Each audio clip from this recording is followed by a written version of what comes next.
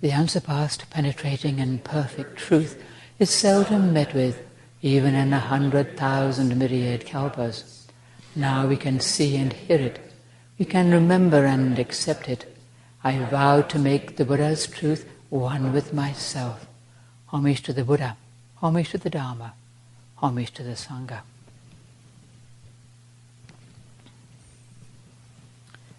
We just did our great compassion visual, which I really love. And we did that chant, Namo Guan Shurien Pusa. It's a very strong invoking of compassion, a really huge offering of merit. There's something about it that's really powerful. And the first time we did this chant was right after 9/11, when the whole world changed. We can hardly remember what it was like before, you know. And at that time, the only thing we could do was offer merit as deeply and strongly as we could, and think of all the people involved in that. And in fact, it involved everybody, all of us, because it affected everybody. It changed our world. Well, now the world's changing again, and there's again a great need for merit for the whole world. And to offer merit is something we can do. It's an offering that we can make. People are coming together and helping each other. There's all kinds of ways in which people are helping. People are sewing face masks for doctors and nurses, which is wonderful. There's a whole huge thing of sewing masks. They're not perfect masks, but there's something to help with, just to help in some way. Maybe protect the special masks they have to use for the COVID virus. But people are doing what they can and showing their concern and their gratitude to all those who are helping. Caremongering is a new thing. In Canada, it's gone viral. Maybe not just in Canada either. People coming together to help beings.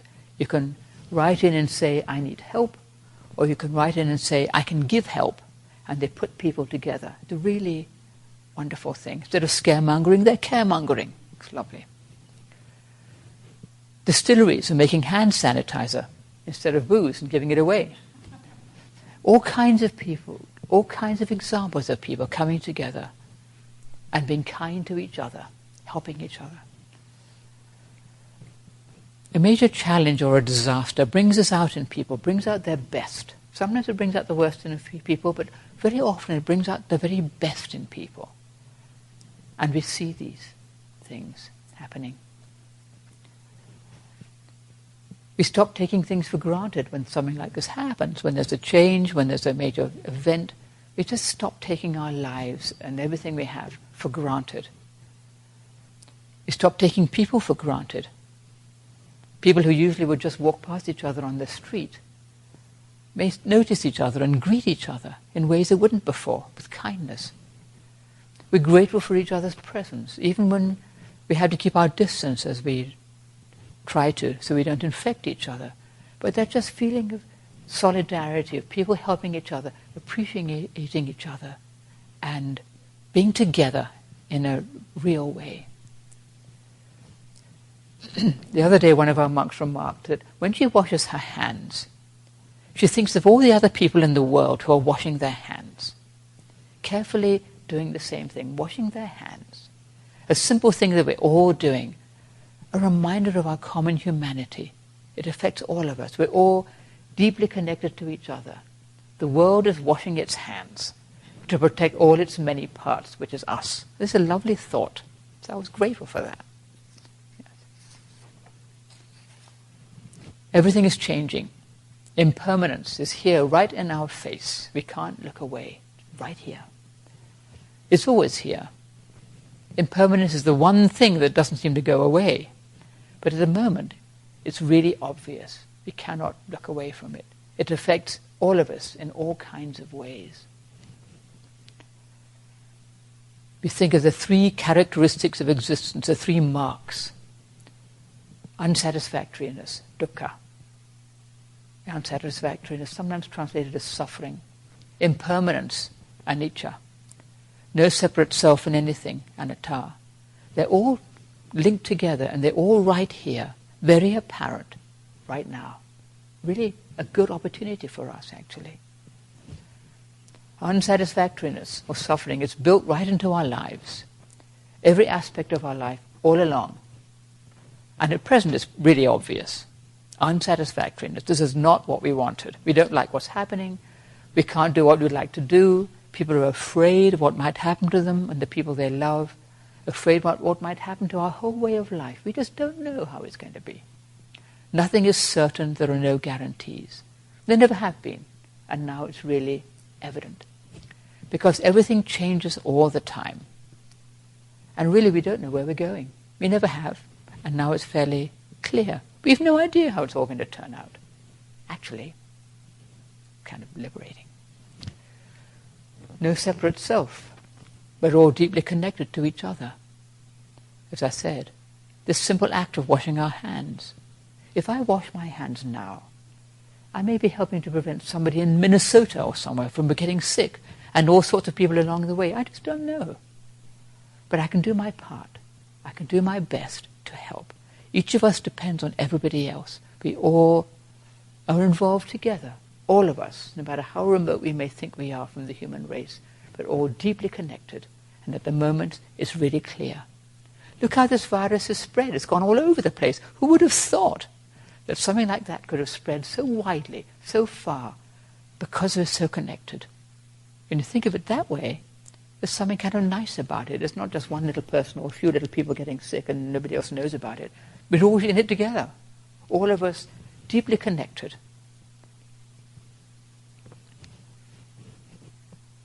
Each of us depends on everybody else. The farmers who grow food, the people who drive the trucks and bring it to people, the people who man the grocery stores, who woman the grocery store, who keep the grocery stores, so that we can buy things, The leaders trying to make wise decisions.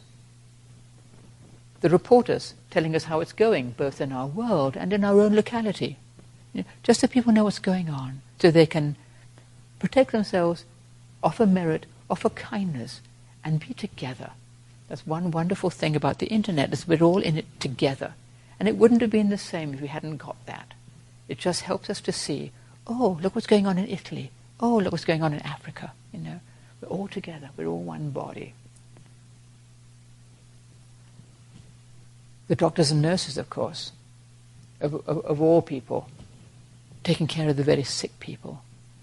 We depend on all of these people, all of them working together. And it's always been this way, but now it's really evident.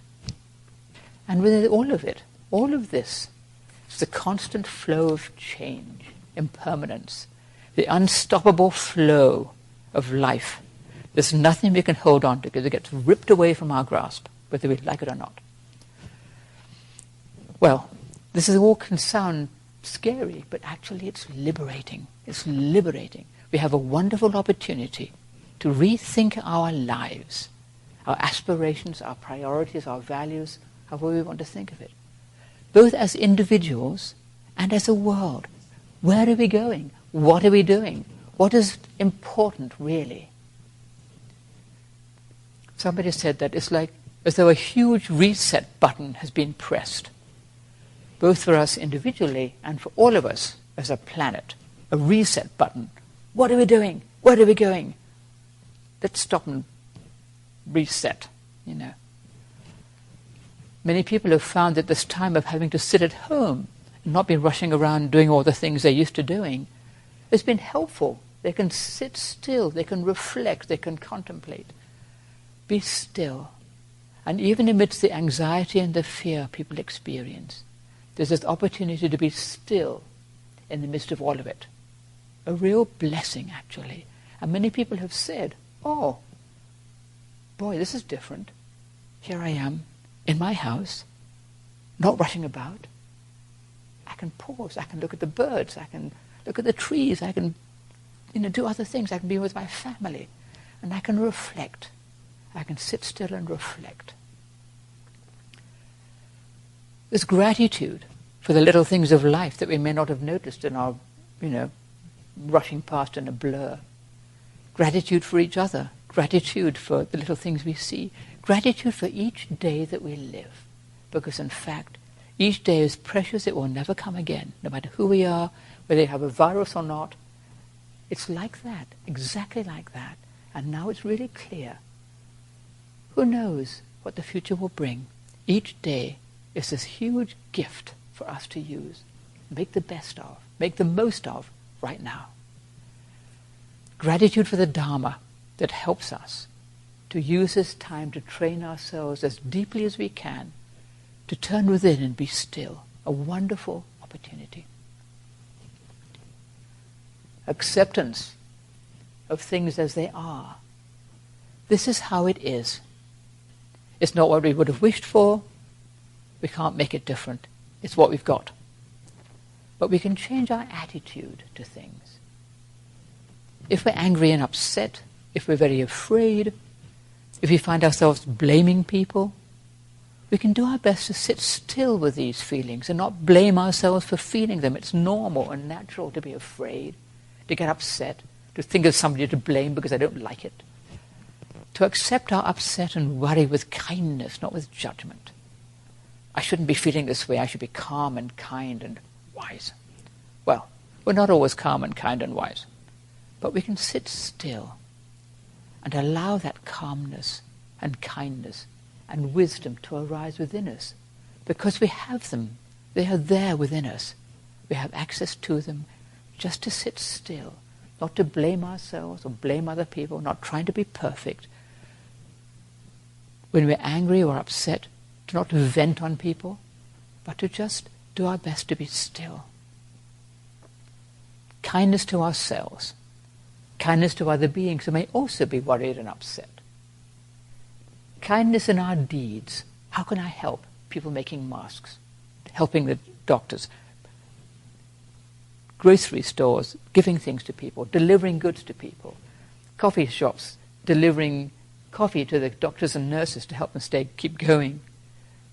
Considerate things being done for others when the opportunity arises. All kinds of things we can do too. Kindness in our speech, being gentle with one another, not harsh or demanding or blaming. Kindness in our thoughts, thinking generously of other beings, not just seeing fault and cause for blame or they didn't do it right or, to cut each other a bit of slack. I think I said this the other day. Just be gentle with each other, gentle with ourselves. Seeing how worry and fear can constrict our mind so that we think only of ourselves.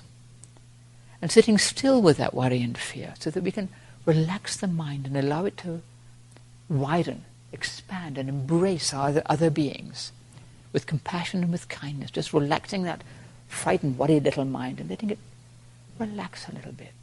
It's okay. We don't have to be perfect. We can be kind. Everything is changing all the time. We are changing all the time. We have this precious opportunity now to sit still, to learn, to be curious even. How is it all going to turn out? What will happen? How will we rise to this challenge, both as individuals and as a world? Will we change our ways and our habits, or will we go back to the way we were? Can we let go of the way we were, do something new and maybe better? The way we were is gone. It's gone. All we have is this moment right now. There is no past, there is no future. Just this very moment right now is all we have. Everything else is in our mind. All the fear and worry, they're all in our mind. And when we come back to that, to this very moment right now, this is all we have. We can breathe more freely, not so constricted. We can sit still, right here in this present moment, right now. Just take a breath. It's okay. The sky hasn't fallen in. We're still here. We're still breathing. Continue to breathe. We're not in charge of our lives. We're not in charge of our world. It's very apparent. Never has it been more evident than now. Nobody knows how it's going to turn out. We can't predict the future. We can't control things. All we can do is do our best. Do our part. Take a breath and sit still in faith. the best thing we can do. Helping beings, great. In practicing kindness in deed, in word, in thought. And sitting still in faith of all things. Faith in the true refuge, that which dwells within each of us and within which all of us dwell, of which we're all a part. Impermanence is Buddha nature. It is the very fabric of our life. It's our very breath. You can't, even breathing, you can see, you can't hold on to anything. You try to hold your breath, you turn purple and fall over in a minute. It's life. It's our very breathing in and out. The flow of life and death, light and darkness, joy and sorrow, fear and confidence. All of these things, just like breathing in and out, the very flow of life, just what it is. Everything takes place within that which is greater than we are. The flow of life of which we're part. Nothing is left out. None of our horrid little thoughts, our worries, our miseries, our generosity, our gratitude, our angst, our selfishness, everything takes place within that great matter. And we can keep turning towards that, entrusting ourselves to that. We're just little beings, and we come and go, we live and die. It's just as it should be. Thank God for that. Because if it were not so, it would be kind of hard to be here for a very, very, very long time. We come and go. Life comes and goes. Everything comes and goes. And it's just how it is. We take a step out into the dark. We don't know where our foot's going to land. It lands on something or nothing maybe. It's okay. It's liberating. Because there's nothing that we can hold on to. And when we truly accept that, when we truly accept that we are all part of that great matter, no matter what, and dwell content within that, then we can accept everything that comes to us. Even when we're afraid and upset, that's all part of it. And we can keep entrusting ourselves to the unborn, undying, unchanging, which embraces everything and sustains us all. And that's our talk for the day. Thank you. Homage to the Buddha, homage to the Dharma, homage to the Sangha.